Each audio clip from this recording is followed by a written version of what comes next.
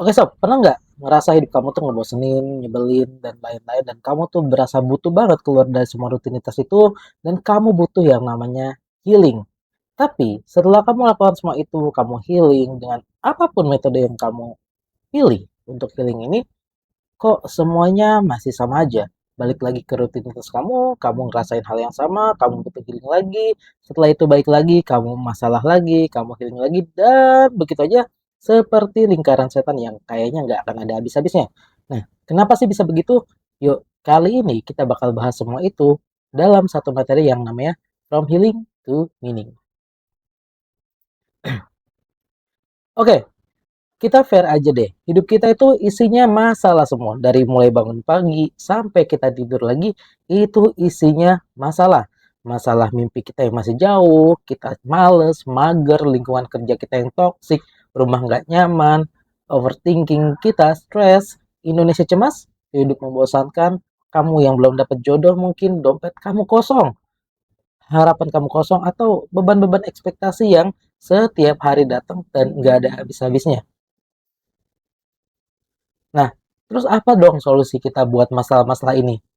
Ini adalah solusi kita beberapa tahun yang lalu. Kita punya yang namanya healing. Dan healing ini biasanya berkaitan erat sama yang namanya jalan-jalan.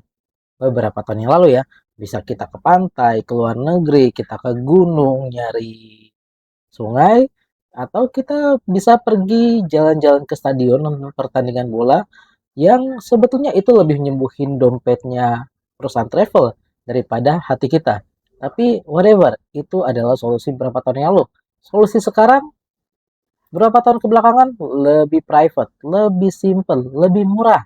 Kita bisa cuma strolling di taman, nonton bareng teman, dengerin musik sendirian, baca buku, atau bahkan as simple as sleep, tidur sendirian aja, ya itu juga bisa jadi salah satu bentuk healing kita.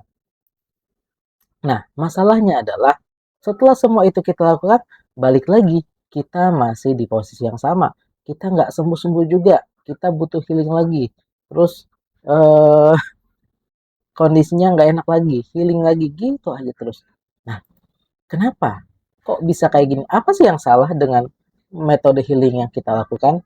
Nah, kalau kamu penasaran sama jawabannya, kamu bisa belajar dari mereka. Nah, ini ada contoh 3 orang.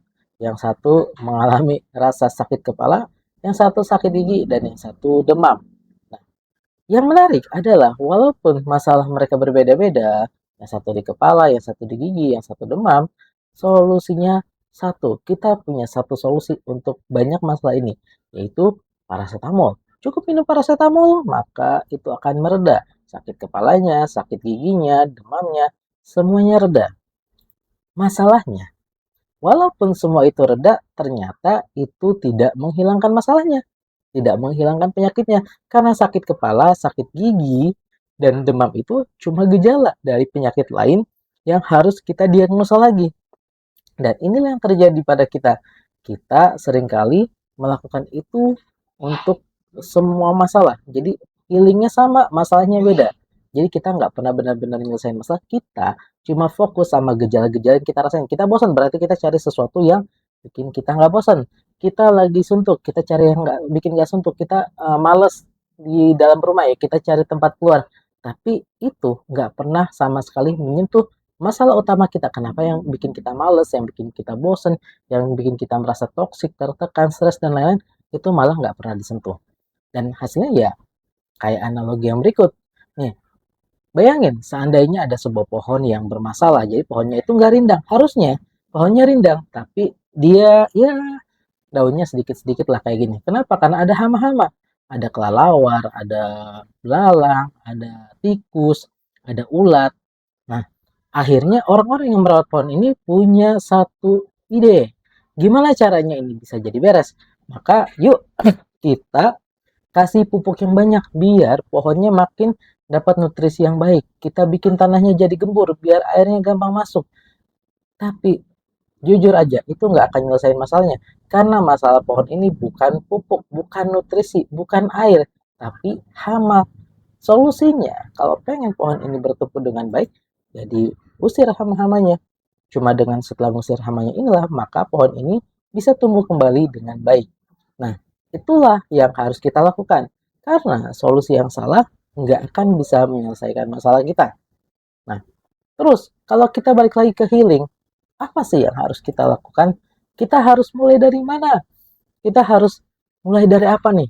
Kalau selama ini ternyata metode yang kita lakukan salah. Nah, kita mulai dari bola dunia yang kecil ini. Ya, dibandingkan seluruh galaksi yang ada, bumi kita itu kecil. Cuma seperti butiran debu. Warnanya biru, di situ ada daratan-daratan, ada gunung-gunung, dan lain-lain. Yang menarik, bumi kita, dunia kita, tempat kita tinggal ini selalu diajarkan ke kita sebagai sebuah rumah, tempat pulang, tempat yang indah, penuh kenikmatan, memori, dan lain-lain. Kita membangun peradaban di situ. Semuanya ada di situ. Padahal, kalau kita belajar dari Quran, kita akan tahu kalau ternyata dunia ini tuh nggak kayak gitu. Dunia ini tuh tempat ujian, cobaan, kesulitan, ketakutan, kelaparan, nggak nyaman, dan lain-lain. Jadi termasuk nggak ada kesenangan? Enggak, kesenangan juga ada. Cuma masalahnya karena konsepnya dunia itu adalah tempat ujian, kesenangannya pun ujian. Nah terus gimana dong? Berarti kita nggak bisa bahagia dong di dunia. Yang nggak gitu juga, karena kan ada kesenangannya, ada kebahagiaannya juga. Tapi itu ujian. Cuma jawabannya beda aja. Kalau lagi susah jawabannya sabar, kalau lagi senang jawabannya syukur. That's it, simple. Nah, terus apa yang harus kita lakukan? Nah, sekarang saya kasih tahu kamu satu kunci, satu berita menarik yang Allah sampaikan, Allah firmankan lewat Quran. Kalian bisa buka baca Al-Baqarah ayat 38. Kalau artinya gini kira-kira, kami berfirman, turunlah kamu semua dari surga. Kemudian jika benar-benar datang petunjukku kepadamu, petunjuknya datang, maka barang siapa mengikuti petunjukku, yang ikut petunjuk, tidak ada rasa takut pada mereka dan mereka tidak bersedih hati. Nah ini menarik, tidak ada rasa takut, tidak pula bersedih hati. Kok bisa dengan dunia kita yang penuh masalah ini, yang dari pagi sampai malam kita, dari kita bangun sampai kita tidur itu isinya masalah, kok bisa sih nggak takut dan nggak sedih? Ini kan aneh. Tapi kenyataannya memang seperti itulah konsepnya. Ketika orang-orang yang beriman dan mengikuti petunjuknya, petunjuk Allah, maka mereka nggak akan ada rasa takut, nggak ada rasa sedih. Apa mereka nggak dapat masalah? Dapat. Apa mereka nggak dapat kesulitan? Dapat. Apakah mereka nggak ada sesuatu yang akhirnya cukup menakutkan?